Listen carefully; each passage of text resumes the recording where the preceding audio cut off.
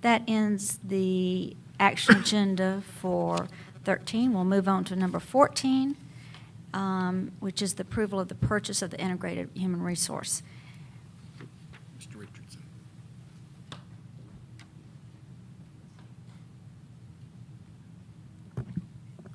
Thank you, Madam Chair. Members of the board, I do have a PowerPoint. Do we need to move back out to the seats again, I guess?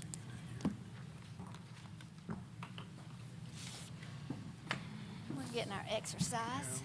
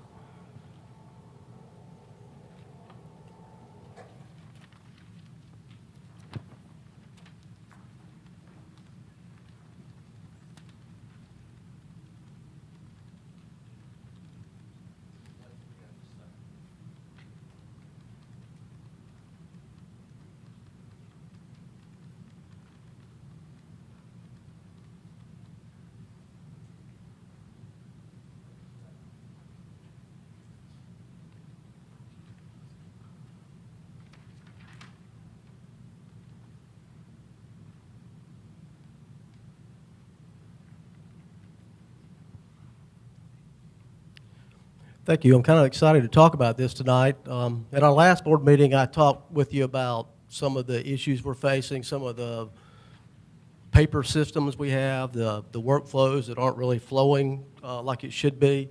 So I'm rather excited to talk to you about a proposal that we have received and hope that the board will approve tonight on a fund accounting and human resource system, fully integrated system, I might add. All right. If I can learn how to operate technology. You know, as we were looking around, and I will admit, in my former job, I knew a lot about a lot of different software products that are on the market, and this is one that was drawn to my attention. So, you know, we discovered Tyler Technologies, and you know, the purpose of this is to show you this is a very stable company, very strong company. They've been around for 30+ years. The system that we're looking at is not necessarily just a finance system, it is a district-wide system that does a number of things, as you can see. They're nationwide. They have exceptional customer satisfaction. It's also the second largest install in the state of South Carolina. These are the districts that are currently utilizing this system, and I'll draw your attention to the last one there is Williamsburg County. They've agreed to buy this software product, and they're looking for a July 1st, 2015 implementation. And one of the advantages of this is if the board approves this, we will hopefully be able to save some costs by splitting some travel costs with some of the project management team and trainers that come down. The purpose of this is to show you it's a fully integrated system, and I'm sure this probably does not take into account everything that this system will do now.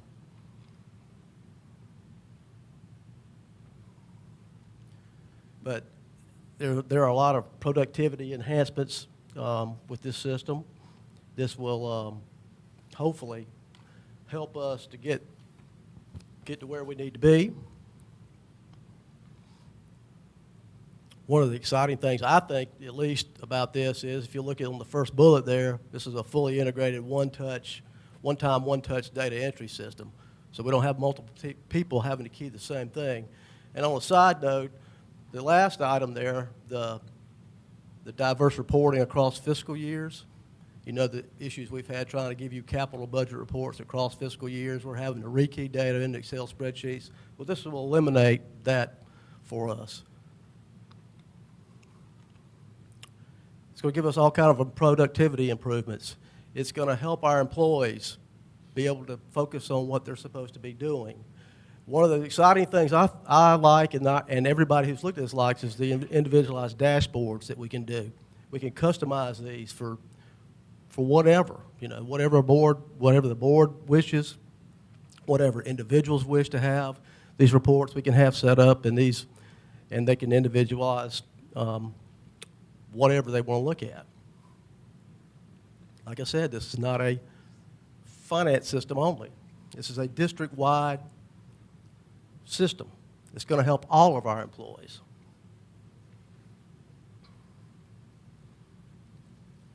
One of the exciting things here I like, and I think Dr. Bain's probably going to touch on in a few minutes, is the employee self-help system. This is going to allow employees to go in, change interleave, change things on a W-4, for instance, change some addresses, do a lot of things that we're not going to have to rekey. They can do that themselves. There's not going to be paper that's having to flow through the system to get where it needs to go. This is going to be an automatic thing. There's an app for that. There's an app for a lot of things in here. One of the things that I want to draw your attention to is on that left-hand side there, these apps are free. We've pushed out technology to our schools, to our students, to our staff, but we've sort of left ourselves behind. Well, this is going to give us the ability to do some things when we're not at work. We're going to be able to, if Mr. Scott happens to be out of school and he wants to approve POs, he'll be able to do that from his iPhone or his iPad. If you need to look up a phone number, we're going to have real-time staff directories, all from their phones or iPads. I'm going to let Dr. Bain talk about the HR piece of this. All right. I kind of like standing right here, Lynn. Makes me tall. All right. In HR, we are trying to find the best staff members for our students every day. And it all starts with us when we have an applicant for a vacancy. So when we have our applicants, we have an AppleTrack system, and then when they are hired, then we have to pull everything in and key in the data. With this system, we don't have to have a second person keying that information in. So once it's keyed in and the person is in the hiring track, after you approve those, then we can use this system to push it out to benefits, to payroll, to the finance office, and then later on to technology, to the technology department, so they can be assigned an email address. Here, within our current system, we have to have a stop in payroll, a stop in HR, a stop in the budget process. And so with this system, we not only are hiring people, we are setting them up as a new hire. We also have something called position control, and position control helps us to be able to track where our FTEs are and how much they cost, including the benefits. So it helps with the budgeting process, and I know Lynn wants me to talk a little bit more about that as far as tracking people. So in HR, you're plugging people in and then unplugging when they resign. So we have a better way of tracking these systems with this integrated software. It really does help us tighten up the relationship between HR functions and payroll and finance functions. So we hope that this will be a great service to employees, as Lynn mentioned. When employees, I'll give you an example, when employees want to make an address change or a W-4 change, they first go to, guess where? The HR office. It's a telephone call, an email.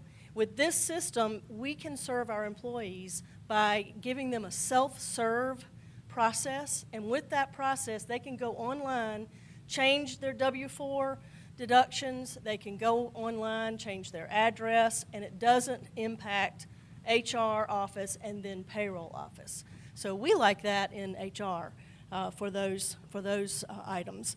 The last one I want to talk about is the Affordable Care Act, and you know that we now need to track numbers of hours that people work so that we limit their hours, or if they're working over 30, the government is now requiring us to give people their benefits. So this allows us to track through the Affordable Care Act. And I did say there was one last thing, but I do have one last thing. Every year, our employees have to look at a video or be schooled on bloodborne pathogens training, It's so exciting, but they have to do it. And sexual harassment training. It's a requirement. With this system, our employees can go in, review all of that, electronically signature, sign, and they're done. You don't have to have a meeting for that. So if you've ever had to sit through some of that training, you know that this would be a relief to some of our employees. With that, I'll turn it back over to Lynn. Oh, yes. Okay, the leave. You'll be Leave. able to keep up with the leave, and you will know immediately, like, how much leave is being taken, who is used or abused, or leave. I don't know how you keep up with the paper slips. Well, right now, and I'm glad you mentioned that because that is another wonderful feature of this process. It will save a lot of staff time processing a 4-part copy. When someone is absent, they put it in Subfinder, and then they have to fill out a paper copy, 4 parts, and that gets distributed all over the place. So not only is the employee having to touch that paper, 4 other times that paper gets passed around the office so that we can track leave. So that is another great feature of this system.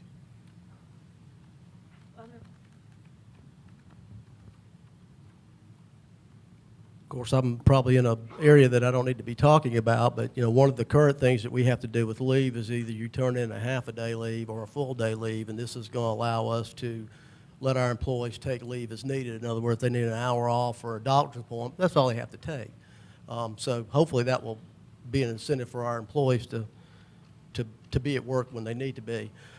Budgeting, then this is I shouldn't get too excited about budgeting, but you know, this is exciting for me because this allows us to run, you know, unlimited number of budget scenarios. The state this year changed the 30-year-old funding system. Well, we could have probably compared where we were and where we were going using this system. If the board wanted to know what it would cost for a, you know, cost of living raise for everyone in the district, we should be able to tell you that in relative minutes as compared to days or possibly weeks that we've been able to do in the past, or we've had to do in the past. You know, multiple custom reports, all kind of things that we're doing. And this also allows us to encumber our salaries and our benefits so that we can, you know, we can have a true picture of where we are. This will allow us to see where our budgeted salaries are over or under to what we are actually doing. That's something that we don't have the capability of doing now. What's the impact to the district? Well, I think you're going to see our productivity jump across the board. There's going to be cost savings. There's going to be employees freed up to do their jobs, focus on what they should be doing and not necessarily moving papers. There's going to be cost savings to the general fund. There's going to be cost savings because we're not having to use as much paper, you know, employee time, all of that. Yes, it's expensive, but this is a capital investment. This is an investment they're going to be making for 20-plus years. So when you spread it out over 20 years, the cost isn't that great. You know, we have an initial investment, obviously, up front to get the system started. But that $172,000 figure there you see is probably the maximum that we'll be spending on all of our training. We don't want to have our employees under-trained on this system. If we go through this process, we want them to be properly trained to utilize it and help us all hopefully do a better job. What's the timeline? Well, I guess that depends on whether or not we get approval. But, you know, what we're doing, seeking is board approval to proceed with this. The next step would be to sign a contract as soon as possible. And then we start the training and data conversion process. We'd like to go live July 1st of 2015. And the reason why we're trying to start this early is because we've got to continue to do our jobs. And the closer we get to that July 1st deadline, obviously the more work there's going to be on our employees. So if we're able to start early, hopefully we won't put that additional pressure on them so much, and we'll be able to get there without totally stressing our already overworked employees out. And that is it. I would be glad to try to entertain any questions. Are there any questions? Mr. Richardson, Ms. Lovelace actually mentioned this a minute ago. Do we actually have a system now? We just have a composite of papers and functions that have worked for years, or this will be the first time we've really had a system designed to do the needs of our administrative needs in the district? We currently have a system. I don't know how far back it goes, but I'd say in some version of it, this district's probably had it since the 80s, I would guess. I think the current version of that system's probably been in the district 5 or 6 years. But yes, we do have a lot of paper, and we still do a lot of things the old-fashioned way, and hopefully this will help get us to where we need to be. One of the things you mentioned earlier was that there are a lot of districts, you put the list up, that have either gone to this or go into it, and there'll be some economies of scale for training and bringing people down. But do we know of districts that have put it in, functioning with it now, and they're pretty pleased with it? Yes, sir, we do. As a matter of fact, we had sent several staff members. One of the districts up there was York 3, Fort Mill. They implemented, I believe, about 2-3 years ago. So our staff went up and spoke, and they spent about a half a day with our staff going through the implementation, what it took to get there. Everybody understands it's going to be a lot of work. They came back very excited. Oconee School District converted and started July 1st, and we're going to be speaking with them because they've got a little bit more recent experience, and we're going to be speaking with them. And I have spoken with them a little bit. But yes, everybody's very pleased. And you're going to have some hiccups and some problems, but overall, they're very pleased. Thank you.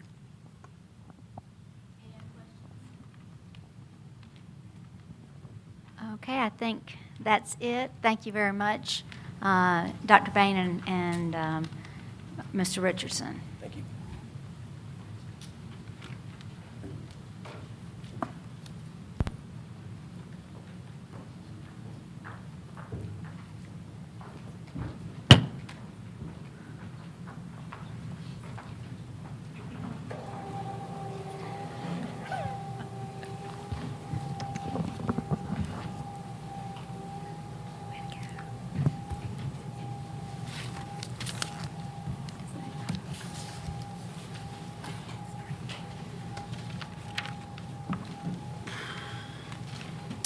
Okay, so can I have a motion for item number 14? Mr. Gant. Madam Chair, I'd like to make a motion that we approve the purchase of the integrated human resource and financial system shown in Exhibit E. Is there a second? Ms. Baumgartner. Ms. Baumgartner seconds. Any discussion? I just want to say that I think this is a great idea at USC, and I know businesses across the state and nation, but at USC we have a similar system, and it is, as an employee, I find it very easy to go in and make my changes to anything personnel related. It is so simple.